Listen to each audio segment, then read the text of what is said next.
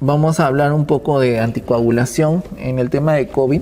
En realidad, la anticoagulación es algo que sí se ha manifestado, es una de las terapias en nuestro algoritmo, se ha dado desde un comienzo la profilaxis antitrombótica y teníamos algunas dudas sobre todo la duración del tratamiento anticoagulante. Este es el resumen del algoritmo y vemos que las dosis, acorde a recomendaciones de la Sociedad Española de Anticoagulación y Trombosis, lo que necesitamos es darle noxa profiláctico, ¿no? Si el clearance de creatinina es más de 30, para menos de 80 kilos es 40 cada 24. Las dosis, miren, es cada 24. Si es entre 80 y 100 kilos, se le puede dar hasta 60 cada 24. Son las recomendaciones, ¿no? Y si es más de 100 kilos, ya se le da 40 cada 12, ¿ya? En profilaxis. Y el clearance de creatinina, si es menos de 30, ya se ajusta a menos de 80, es 20 miligramos por kilo cada 24 y más de 80, 40 miligramos cada 24 horas. ¿A quiénes vamos a hacer anticoagulación cuando hay sospecha de TEP? Ahorita vamos a mencionar los factores de riesgo. Y si el clearance es más de 30, 1 miligramo por kilo cada 12 horas, sobre todo en fase aguda. Y 1 miligramo por kilo cada 24, aquellos que tienen clearance menos de 30, acá se pueden utilizar otras estrategias cuando tienen algún grado de compromiso renal. Entonces, doctora, ¿a quién hago la anticoagulación? Es importante. Entonces, ¿quiénes tienen mayor riesgo trombótico? ¿No? Obviamente va a haber algunos criterios para poder definir esto, pero los COVID que son graves, ¿no? Los COVID graves ya tienen de por sí algunos marcadores que te pueden definir quiénes tienen mayor riesgo trombótico. Es decir, COVID grave con PCR más de 50, que tenga un dímero D más de 1500, ferritina más de 1000 y linfopenia menos de 800, por ahí son candidatos a recibir anticoagulación, ¿no? El riesgo trombótico, ¿no? Son alto riesgo. Que tengas antecedentes familiares es otro factor de riesgo. Puede haber antecedentes familiares de trombosis o personales también de enfermedad tromboembólica, ¿no? Sobre todo venosa. Preguntar siempre por estos antecedentes de TEP. Si tienes una trombofilia ya hereditaria, no es importante. Si, por ejemplo, has tenido no solamente trombosis venosa, sino también trombosis venosa profunda, trombosis arterial también, ¿no? Son criterios importantes. Pacientes que tienen cirugía reciente, posoperados, alto riesgo de trombosis. Los gestantes de por sí ya tienen un patrón de alteración de la coagulación, del perfil, y pueden tener algún problema, por eso es que en ellos sí se recomiendan con dosis específicas la anticoagulación. Los que reciben terapia hormonal de soporte también es importante, y sobre todo el punto controversial es en obesos, ¿no? Obesidad. Obesidad como tal es un factor de riesgo muy importante para definir si se da anticoagulación plena o si se da solamente profilaxis. Entonces en ellos creo que ha habido algún tema un poco muy discutible. ¿A quiénes no les voy a dar anticoagulación? Obviamente, como regla general, uno tiene que buscar, pues preguntar, oye, si mis plaquetas están en menos de 50,000, el COVID de por sí te puede predisponer a plaquetopenia y algún trastorno de la coagulación. Si las plaquetas están en menos de 50,000, perfecto, no damos estos escenarios los anticoagulantes, ni tampoco cuando hay fibrinógeno menos de 200, ¿no? Entonces en estas dos situaciones, o si hay sangrado reciente, ¿no? A veces el paciente está con HDA ahí en piso y no saben por qué, y es porque está justamente recibiendo anticoagulación. Los corticoides también es importante, hay que controlarlos, hay que verificar siempre cualquier interacción con los anticoagulantes y cuáles son los que reciben, ¿ok? Entonces vamos a ir revisando las dosis de cada uno de ellos. Esto es en profilaxis. Ya sabemos quiénes tienen alto riesgo, ya sabemos quiénes se van a beneficiar. Entonces acá están las dosis, como habíamos mencionado, 1 miligramo por kilo cada 24 en profilaxis, y si el clearance es más de 30, y 0.5 cada 24 cuando el clearance es menos de 30. Entonces, ¿hasta cuándo le voy a mantener la profilaxis? La profilaxis se mantiene hasta el alta del paciente, ¿no? Profilaxis hasta el alta del paciente, si es que recibió solo eso, ¿no? Y igual, si es que sale del alta, ¿con qué le podemos dar a algunos pacientes. Por ejemplo, oye, mi paciente está saliendo de alta, pero está restringido, no camina. O sea, ya tenía de por sí alguna limitación. Restringido para la deambulación o que tenga factores de riesgo para trombosis, se puede valorar, ¿no? ¿Hasta cuándo? Doctor, puede salir con enoxaparina, pero ¿cuánto, doctor? Una semana como mucho. Ya, esto es importante porque en los pacientes que sí han recibido terapia con anticoagulación plena, acá sí hay algunas documentaciones de que el paciente puede presentar trombosis incluso hasta pasadas un mes. Entonces en ellos sí hay que valorar, individualizar el riesgo, sobre todo en aquellos críticos que han tenido, salen con un catéter un catéter subclavio, ¿no? Le quitaron la anticoagulación y a los días viene porque nuevamente se le hizo tremendo hematoma, sangrando ahí el paciente, ¿no? Tengan mucho cuidado con eso, la individualización, y eso se ha discutido bastante. Hay algunos papers que te hablan de que podrías prolongar incluso, dado que el COVID induce también trastornos en la coagulación, hasta 40 días de profilaxis, incluso al alta del paciente, ¿no? Entonces, estas son las profilaxis. Hemos revisado para pacientes que tienen alto riesgo, para pacientes que no hay factores de riesgo. Miren ustedes que las dosis están acá especificadas, 40, 60 y 40 cada 12, dependiendo del peso y de acuerdo al clearance de creatinina también, ¿no? Entonces, acá también profilaxis en pacientes de bajo riesgo hasta el alta, ¿no? En ellos sí no hay que hacer una individualización. Si es de bajo riesgo, simplemente al alta y se le suspende la enoxaparina o lo que esté recibiendo. En este caso, en ellos sí podría ser restringir la deambulación. En aquellos que tienen factores de riesgo de trombosis podría prolongarse hasta 40 días, pero estos son estudios, hay que tener mucho cuidado hasta cuándo prolongar, ¿no? 40 días puede ser mucho, pero hay que ver ese tipo de análisis con mucha cautela. Entonces, vamos a ver ahora el tratamiento de la enfermedad tromboembólica. ¿Y quiénes son los pacientes que tienen igual riesgo de trombolisis, ¿no? Riesgo de que tengan esta enfermedad tromboembólica? Entonces hay algunas situaciones clínicas que tienen que recordar. Si, por ejemplo, el paciente está con hipoxemia, ¿no?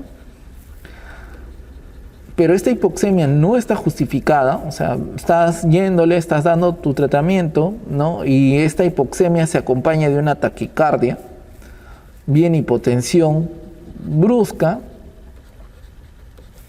o obviamente hay clínica de trombosis venosa profunda, pues este paciente pues tiene que beneficiarse de un tratamiento, ¿no? Contra enfermedad tromboembólica, ¿no? Entonces, también, ¿qué es lo que pasa? A veces tenemos marcadores de sobrecarga de ventrículos, ¿no? Entonces tienen ProBNP elevados o elevaciones de las troponinas. Las troponinas se pueden elevar por muchas cosas en el paciente COVID, pero sin embargo la elevación, y por eso es que se hace curvas en estos pacientes de tanto de ProBNP y troponina, puede indicarnos la necesidad de un tratamiento con dosis plenas para anticoagulación, ¿no? Dímero D, que dijimos que es un marcador, puede estar hasta más de 3000, ya pues definitivamente, o cuando no hay correlación con los marcadores de inflamación, pero solo el dímero D está elevado, podríamos estar frente a un patrón de hipercoagulabilidad, que es lo que pasa en muchos pacientes obesos. A veces ellos incluso no movilizan dímero D y simplemente tienen esos patrones evidenciados en tromboelastograma, ¿no? Y cuando hay sospecha de TEP, obviamente el método diagnóstico podría ayudarnos, es una angiotomografía, ¿no? Angio-TC pulmonar para confirmar esto. Pero si hay clínica, pues obviamente tengan mucho cuidado con esto, ¿no? Entonces, signos de sobrecarga, ProBNP elevado, dímero D muy alto, a pesar de que no necesariamente se cumple, no en todos, acuérdense, no en todos. Hipoxemia, taquicardia, hipotensión reciente en un paciente que estamos tratando, súbitas, ¿no? Y clínica de TEP, todas ellas requieren tratamiento. Entonces hay que tener bastante énfasis en este tipo de pacientes que van a recibir. Y las dosis, lógicamente, para clearance de creatinina más de 30, miren ustedes que es 1 miligramo por kilo cada 12 horas en la fase aguda y 1.5 cada 24 después, ¿no? Menos de 30, 1 miligramo por kilo cada 24 horas, ¿no? Entonces, en estos pacientes hay que tener mucho cuidado. Ya mencionamos cuáles son las contraindicaciones, ¿no? Sangrado reciente, que esté con plaquetas menos de 50.000, fibrinógeno menos de 200. Y en estos pacientes, pues sí, ameritan darle, los que hemos mencionado, ver esto, y si está en UCI, acompañarlo de un tromboelastograma, ¿no?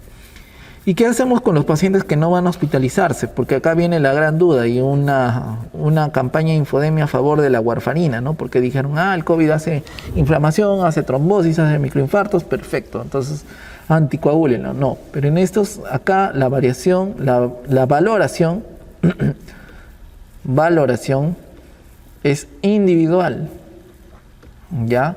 Para ver quiénes requieren profilaxis, sobre todo acorde a criterios clínicos. Entonces ustedes tienen que identificar, si es que no requiere ingreso hospitalario, hay que valorar la profilaxis acorde a todos los pacientes con los riesgos que hemos mencionado, ¿no? Y usualmente si va a requerir profilaxis, hay algunas sociedades que sí se inclinan a dar, por ejemplo, enoxa ambulatoria. Sin embargo, hay otras cosas y otras actividades que pueden ser útiles, como por ejemplo fomentar deambulación. Es importante. Si un paciente está indicándole, ahí tienen que decirle, cruce las piernas, señor, eso va a facilitar cualquier retorno venoso. Evitar que esté sentado mucho tiempo o estar de pie, ¿no? Cambiar de posición cada 30 minutos a 60 minutos. No deshidratarse, ¿no? O sea, hay algunas medidas adicionales que tienen que estar acompañadas, pero la profilaxis es individual valorando factores de riesgo, ¿ya? ¿Y qué pasa en aquellos que estaban recibiendo antitrombótico, ¿no? Por ejemplo, doctor, yo estoy recibiendo ahorita dabigatran, ¿no? O estoy recibiendo rivaroxaban. Perfecto. Entonces, ¿qué es lo que nos dicen las guías y las sociedades acá? O apixaban, por ejemplo, ¿no? O warfarina. Y ellos van a entrar y se van a someter a tratamiento para COVID. Entonces, en ellos se recomienda cambiarlo por una heparina de bajo peso molecular, enoxaparina en este caso, ¿no? Entonces podría ser, todos ellos cambian en hospitalización.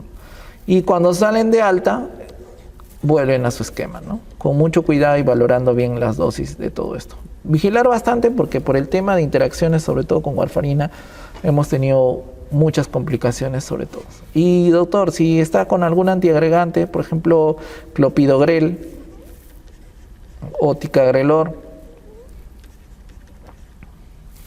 ¿qué hacemos? ¿Podemos seguir con el tratamiento? ¿No? Sí. En pacientes que requieran algún tratamiento, que sobre todo vigilar las interacciones, ¿ya? Porque en ellos sí podría haber algún daño, pero si no lo hay, podría continuar este tratamiento. Las mujeres que toman anticonceptivos se les suspenden, lógicamente. Y acá están las tromboprofilaxis en gestación, que era el escenario, ¿no? Si la paciente está asintomática, está en domicilio, se le puede dar enoxa dosis profiláctica, ¿no? Entonces, la misma dosis que hemos mencionado, hasta por 2 semanas, ¿no? Y si ingresa al hospital, pues, por alguna complicación, hemos tenido casos que vienen por otras cosas, ictus, por decir, o una amenaza de parto, se le da enoxaparina dosis profiláctica nuevamente en la hospitalización y luego va a casa con profilaxis, idealmente ¿hasta cuánto? Hasta 1 mes, ¿no? Y en el tercer trimestre igual se puede prolongar hasta el día del parto y 6 semanas postparto, ¿no? Acuérdense que en estos periodos pueden haber muchos cambios en la vasculatura, en la circulación, no en el puerperio también, por eso es que dan estas recomendaciones. Entonces, hasta el mes, si es que sale de alta, y en el tercer trimestre se le da hasta que sea el parto o 6 semanas posparto. En este tema es muy controversial en las gestantes, realmente hay algunas sociedades, estas son recomendaciones extrapoladas de la Sociedad Española, como les menciono, pero sí tienen que tener mucho cuidado porque la duración en gestantes hay que valorar el riesgo. Y sí hemos tenido casos casualmente donde sí han vuelto alguna gestante o eran referidas por estos procesos de trombosis cuando no se iban o complicaciones asociadas en el puerperio también, así que tienen que tener bastante cuidado. Ok, y si el paciente está sospechoso, pues en gestantes pues igual hay que hacerle el monitoreo, el seguimiento, repetir las pruebas en este caso negativos, pero mantener la hidratación en una gestante es importante, ¿no? Hacer los controles y si es factible a la interconsulta a ginecología. En el puerperio, como les dije, acá se puede mantener hasta 6 semanas, incluso en aquellos que han sido un caso positivos y han estado hospitalizados, ¿no? Hasta 6 semanas después del alta, ¿no? Entonces, si no hay otro factor de riesgo, solamente es 2 semanas en los que están asintomáticos y casos leves, ¿no? Entonces, esas es más o menos las recomendaciones para que puedan verlas de esa manera. Ok.